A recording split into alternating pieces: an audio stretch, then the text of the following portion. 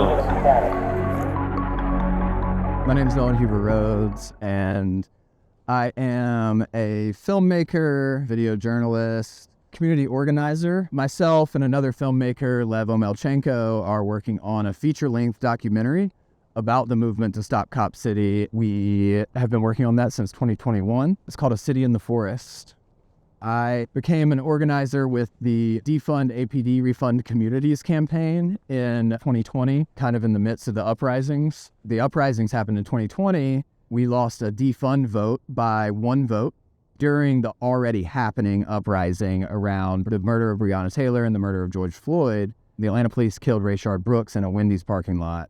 After that, the police started coming down with the blue flu, calling out of work, not responding to calls, and really just crying and whining about nobody in the community likes us, and yeah, you fucking kill people. Literally, your job is to put human beings in cages. Ever since the police started calling out sick and really whining about things, like there started to be these narratives that started building about crime in Atlanta, right? Those narratives have always been there, but they got pushed hard.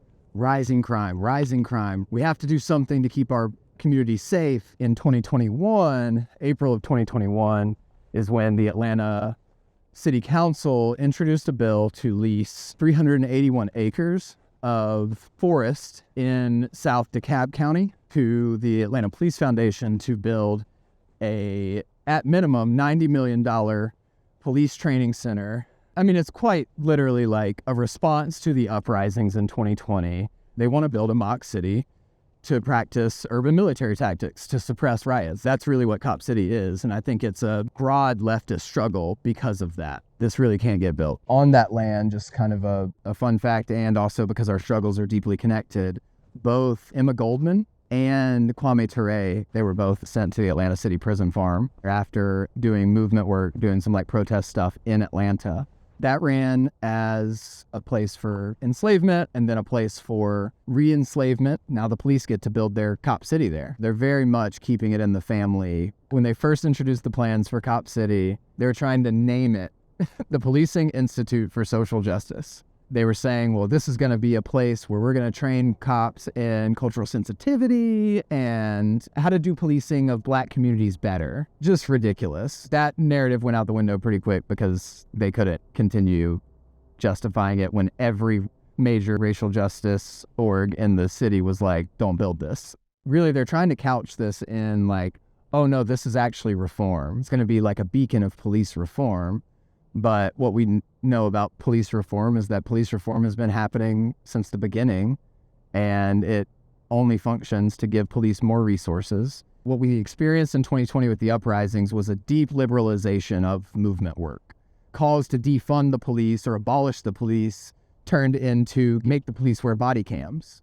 Well, that just gives them more money and more power because now they have to buy the body cams, and then they get to use that money to increase surveillance. These demands that all police should be wearing body cams is actually just funneling money to a corporation called Axon, who makes the body cams. And Axon, by the way, who makes the body cams, they are also funding Cop City, to be clear. There are consequences to the things that we fight for. When we're fighting for reformist reforms and not abolitionist reforms to policing, and abolitionist reforms are anything that decreases funding for police, equipment for police presence, and redirects those resources into things that are not policing and do not have the power of the state to harm, kill, incarcerate. So the Atlanta Police Foundation is actually who's building this, which means that this is going to be a privately owned Cop City, and it's going to be owned by the foundation. It's not owned by the city. There's no democratic oversight of it. The Atlanta Police Foundation is like a dark money group that functions as a way to undemocratically and unaccountably funnel resources to police. So if the police are going to get military equipment, for instance, through like the 1030 program, a program where, police get massive discounts on things like tanks, guns, and military equipment. Police Foundation is also a powerful lobby group who has a lot of power. The CEO of it, Dave Wilkinson, was a Secret Service agent starting with Reagan all the way through George W. Bush. You know, he has deep, deep ties to the capitalist establishment political class. He can really probably control a lot of the city council members who have aspirations of political office beyond city politics. One thing that Georgia passed last year is a tax credit for any corporation in Georgia can donate up to 75% of their taxable income to the police foundation and get a tax credit from the state back. Basically, it's a way for the state to funnel unsurmountable amount of resources to the police without ever actually having to say like, oh, we're increasing the police budget by millions and millions and millions of dollars at all times. It is being funded by $30 million of taxpayer dollars, and the other $60 million are all donations from corporations. Those corporations are Coca-Cola, Chick-fil-A, Wells Fargo, Norfolk Southern, who is responsible for the train derailment and environmental devastation right now in East Palestine, Ohio. The other folks who are funding it are Bank of America, Home Depot, Arthur Blank Foundation. He's the guy who owns the Falcons, and several other entities who are raising the funds for this. In fact, our main newspaper, our main print media in Atlanta, the Atlanta Journal-Constitution, is actually owned by Cox Media, and Alex Taylor, who is the CEO of Cox Media, is leading the fundraising campaign for Cop City. So like, as you could imagine, narratively, press-wise, the way that their stories go, because they have interests. Through open records requests, the Atlanta Community Press Collective, who is a group of just like working class folks, working class jobs, or working their regular ass jobs and holding down the independent left press here. They found out that at least 43% of the police who are trained in Cop City will be from out of state. It is a place for cops all across the country and internationally to train. Georgia, we've had a program called GILEY, which is the Georgia International Law Enforcement Exchange Program, where we send our cops to occupied Palestine to train with the Israeli police and the Israeli Defense Forces. Israel sends their police and some IDF folks to train in Georgia with our police, and they share tactics. They're both practicing suppressing potential uprisings and unrest as their oppression and as they create worse and worse conditions within the spaces that they're occupying. I mean, it's an international issue. Our Defund APD, Refund Communities campaign got involved with the electoral organizing, and I'll tell you why. We understood that the city council was going to pass this no matter what. We understand the theory, and we know that the city council is not going to implement the will of the people, but they are going to implement the will of the capitalist class. However, most folks in Atlanta don't. Most folks aren't reading Marx and Lenin or Kropotkin or Angela Davis. Regular old working class folks are trying to make ends meet and trying to take care of their families. You can't just start canvassing people and saying, hey, your city council members don't care about you. Don't worry about the electoral process. We have a forest to defend. Get involved in this struggle. It's a pretty conceited, I think, ineffective way to organize people. So we started doing canvassing around the electoral process so that we could actually get more community members engaged. We were one very, very small part of this like broad coalition throughout Atlanta working to stop Cop City. The Defund APD campaign was in community with Community Movement Builders, which is a Black organization here in Atlanta. The Black Alliance for Peace, they typically do work around imperialism and militarization, as well as the Sunrise Movement was in that coalition.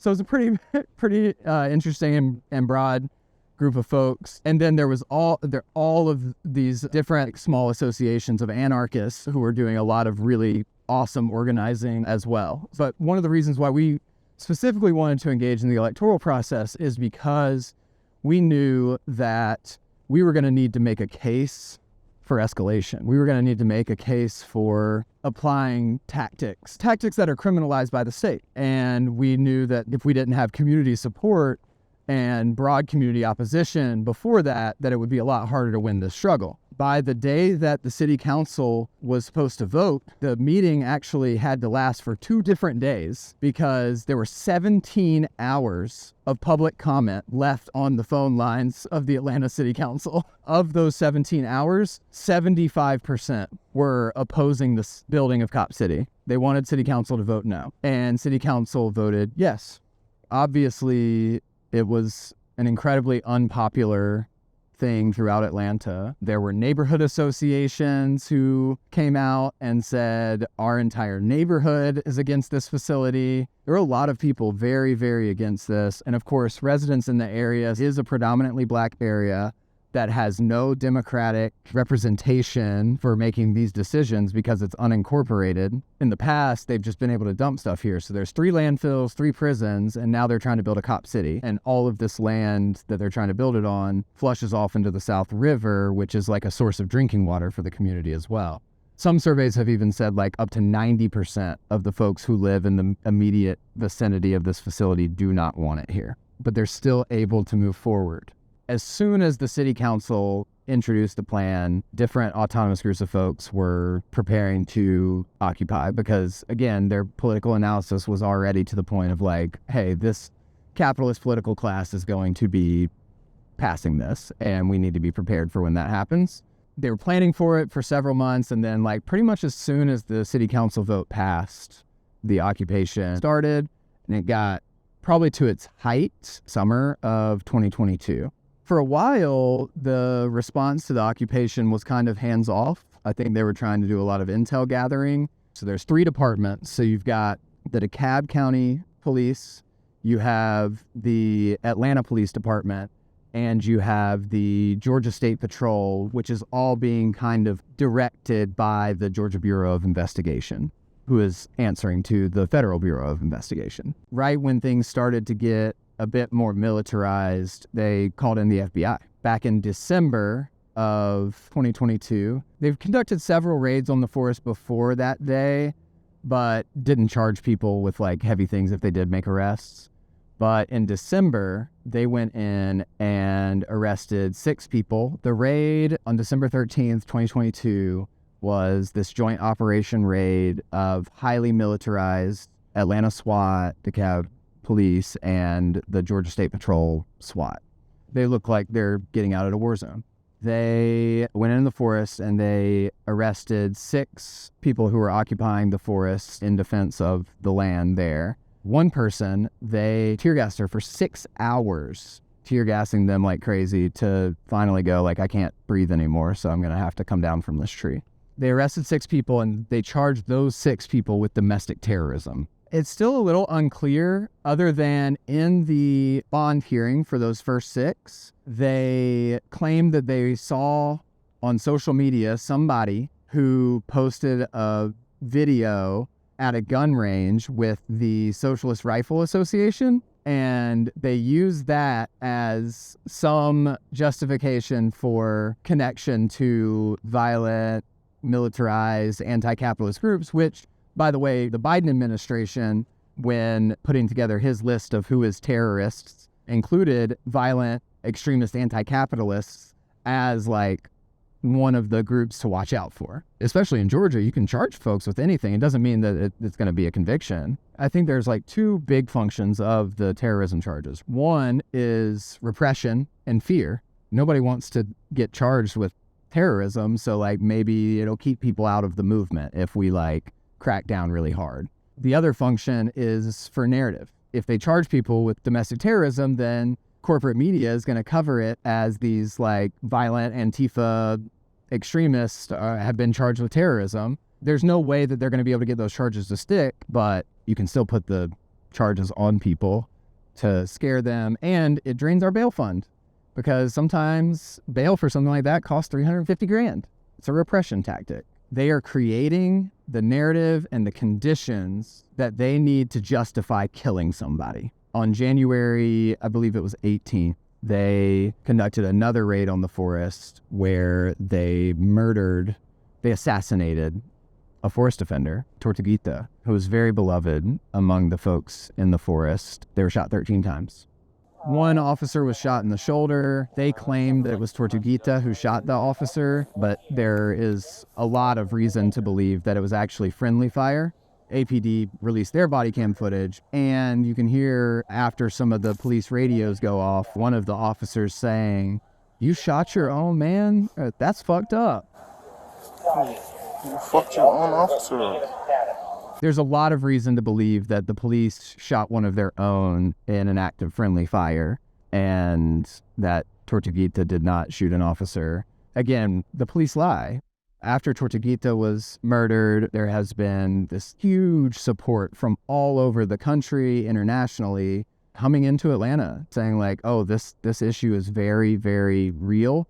It impacts all of us. What we have seen in this movement is truly remarkable. It is a decentralized movement of environmentalists, party communists, anarchists who are not a part of any organization, but work together in associations with people.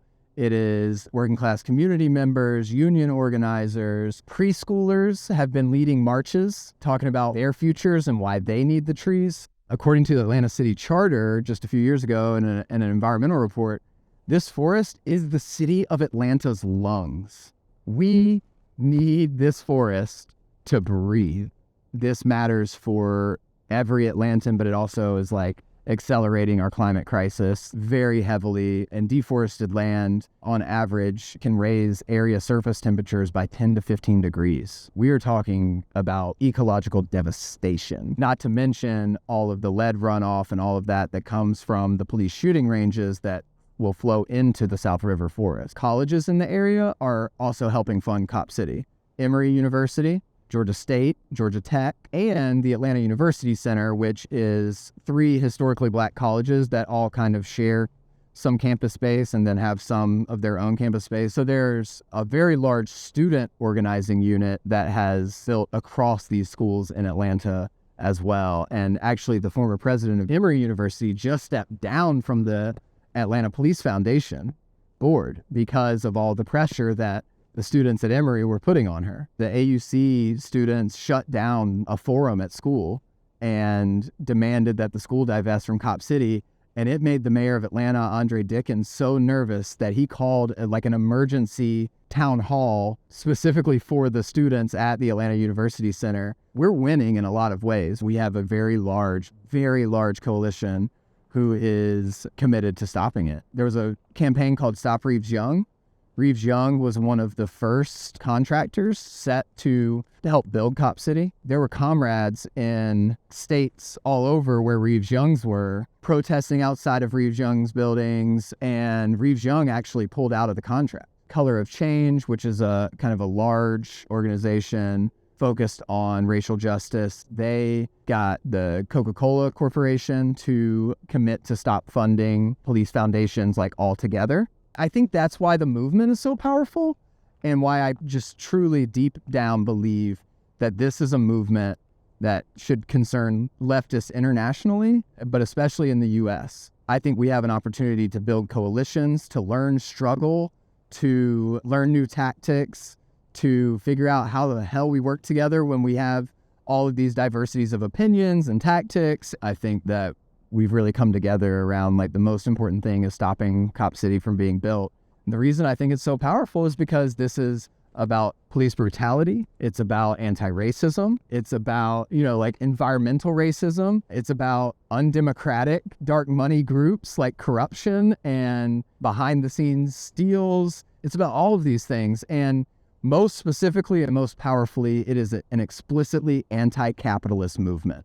This movement is also about safety, and it's about public safety. The visions of public safety that the two different sides have are very different. They keep saying, crime is rising. We need more police to keep our communities safe. Well, what are the root causes of so-called crime? Which crime, by the way, is just a construct by the state.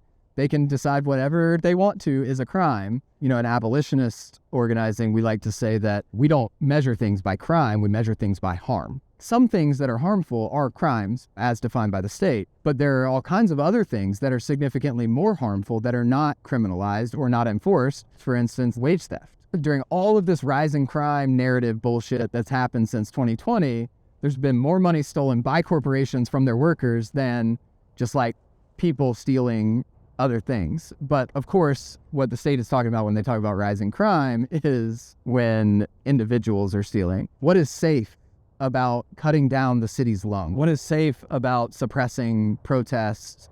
What is safe about continuing to pollute the drinking water of this community? There's nothing safe about any of that. And they kill the climate activists. They're not actually here for safety. They're here to protect the interests of the people who are funding them, and that is the corporations, the capitalist class. It is just so obvious in this current project that that's what the police exist for.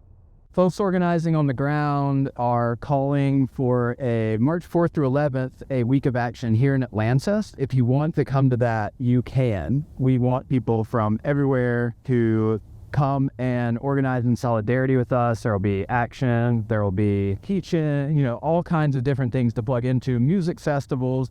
So a lot of community building, connection building. I like to think that a lot of these connections are building for our larger project. If you can't come, or even if you can and you do have the means, we really need money, really need it. And so the two that I'm suggesting are, number one, the Atlanta Community Press Collective. You can find them on Instagram. The Atlanta Community Press Collective, we need this narrative power that they've been able to help build for the movement.